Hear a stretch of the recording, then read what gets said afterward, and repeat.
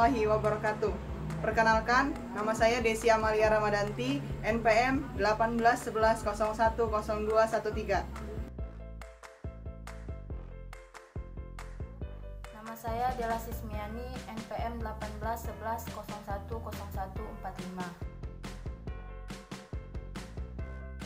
Nama saya Puspa Nurhayati Nurdias, NPM 1811010088.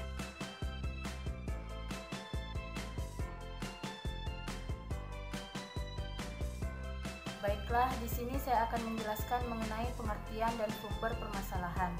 Yang pertama, pengertian identifikasi permasalahan. Identifikasi adalah kegiatan yang mencari, menemukan, meneliti, mendaftarkan, mencatat data, dan informasi dari kebutuhan di lapangan. Sedangkan secara umum, permasalahan adalah hal yang menjadi masalah atau hal yang dipersoalkan. Menurut Kamus Besar Bahasa Indonesia, mengidentifikasi adalah menentukan atau menetapkan identitas.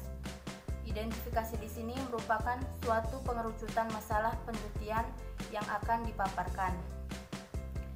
Masalah penelitian dapat berasal dari berbagai sumber, yaitu dari pengalaman bekerja sehari-hari, seperti hasil membaca atau menelaah buku-buku, maupun dari apa yang dirasakan oleh orang lain.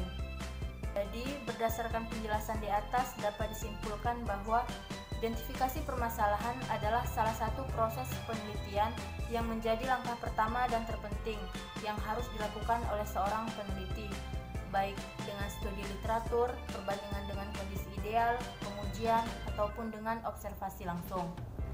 Yang kedua, sumber permasalahan. Yang pertama, bacaan terutama hasil penelitian. Selain jurnal penelitian, bacaan lain yang bersifat umum juga dapat dijadikan sumber masalah. Misalnya buku-buku bacaan, terutama buku bacaan yang mendeskripsikan gejala-gejala dalam suatu kehidupan yang menyangkut dimensi sains dan teknologi. Yang kedua, pertemuan ilmiah. Masalah dapat diperoleh melalui pertemuan-pertemuan ilmiah seperti seminar, lokakarya, konferensi, dan sebagainya. Yang ketiga, pernyataan pemegang kekuasaan atau otoritas.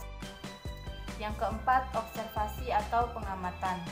Yang kelima, wawancara dan angket. Melalui wawancara kepada masyarakat di lapangan akan dapat menemukan masalah apa yang sekarang dihadapi oleh masyarakat tertentu. Demikian juga dengan menyebarkan angket kepada masyarakat akan dapat menemukan apa sebenarnya masalah yang dirasakan oleh masyarakat tersebut. Yang keenam, pengalaman. Pengalaman dapat dikatakan sebagai guru yang paling baik. Tetapi tidak semua pengalaman yang dimiliki seseorang itu selalu positif, tetapi kadang-kadang juga sebaliknya. Pengalaman seseorang, baik yang diperolehnya sendiri maupun dari orang lain, dapat dijadikan sumber masalah yang dapat dijawab melalui penelitian. Yang terakhir atau yang ketujuh, intuisi. Secara intuitif, manusia dapat melahirkan suatu masalah. Masalah penelitian tersebut muncul dalam pikiran manusia pada saat-saat yang tidak direncanakan. Di sini saya akan menjelaskan tentang pertimbangan, karakteristik, dan kriteria dalam pemilihan suatu masalah. Yang pertama, pertimbangan dalam pemilihan masalah. Hal yang paling penting dijadikan pegangan dalam memilih suatu masalah, yaitu bahwa keputusan dan penentuan akhir adalah terletak pada peneliti itu sendiri. Sebelum memilih masalah, terlebih dahulu peneliti harus menentukan topik permasalahannya. Untuk menentukan topik permasalahan, seorang peneliti harus terlebih dahulu menanyakan pada diri sendiri tentang beberapa pertanyaan. Yang pertama, apakah topik tersebut dapat dijangkau? Yang kedua, apakah data tersedia dengan cukup? Yang ketiga, apakah topik tersebut penting untuk diteliti?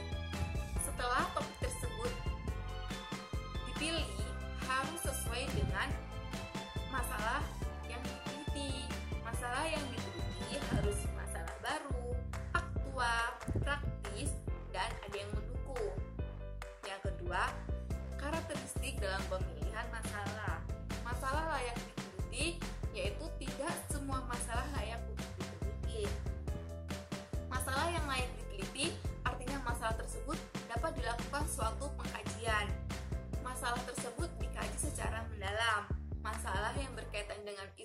filosofis, dan etika atau moral itu tidak dapat dikategorikan masalah yang layak untuk diteliti, karena masalah yang menyangkut nilai, ideal atau luhur seringkali sangat sulit untuk dikaji. Yang ketiga, kriteria dalam penyelesaian masalah. Apa aja sih kriteria dalam penyelesaian masalah? Mari kita simak. Yang pertama, masalah tersebut belum pernah dicari jawabannya. Jadi masalah tersebut belum pernah diteliti oleh orang lain, jadi masih murni. Yang kedua, masalah itu benar-benar penting untuk dipecahkan. Jadi masalah itu bukan masalah yang biasa-biasa saja. Jadi memang masalah itu penting dan harus dipecahkan. Yang ketiga, masalah itu memenuhi 5W plus 1H. Jadi kita menyusun pertanyaan terlebih dahulu yang menyangkut unsur 5W plus 1H. Yang keempat, masalah yang dipilih itu memiliki relevansi. Yang kelima, pemahaman dalam penelitian suatu masalah itu sangat penting. Jadi ketika kita memilih masalah, kita harus memiliki pemahaman yang dalam untuk memecahkan suatu masalah. Terima kasih. Di sini saya akan menjelaskan subbab ketiga, yaitu pembatasan dan perumusan masalah. 1. Pembatasan masalah. Pembatasan masalah ialah suatu upaya pembatasan terhadap ruang lingkup permasalahan pada pembahasan supaya tidak terlampau jauh dan melebar dari fokus utama. Dalam arti lain, pembatasan masalah ini ialah menegaskan atau memperjelas apa yang menjadi inti dari permasalahan. Contoh, jika Anda mengambil judul skripsi tentang pengaruh motivasi belajar terhadap hasil belajar siswa, nah, di situ dibatasilah masalah hanya pada membahas motivasi belajar dan hasil belajar siswa. Yang kedua yaitu perumusan masalah. Perumusan masalah merupakan suatu pertanyaan yang akan dicarikan jawabannya nanti melalui pengumpulan data. Rumusan masalah biasanya ditandai dengan suatu pertanyaan penelitian yang umumnya disusun dalam bentuk kalimat tanya. Hal-hal yang perlu diperhatikan dalam merumuskan suatu rumusan masalah ialah: pertama, singkat dan bermakna. 2. Usahakan berbentuk kalimat tanya. 3. Jelas dan konkret. 4. Bermanfaat.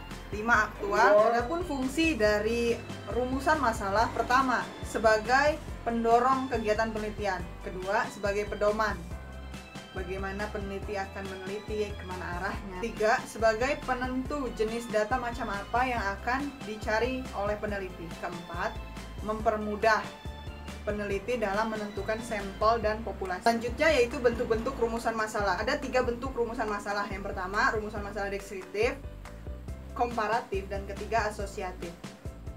Rumusan masalah deskriptif dalam penelitian kualitatif itu ialah rumusan masalah yang mendeskripsikan alur penelitian dari awal sampai kesimpulan.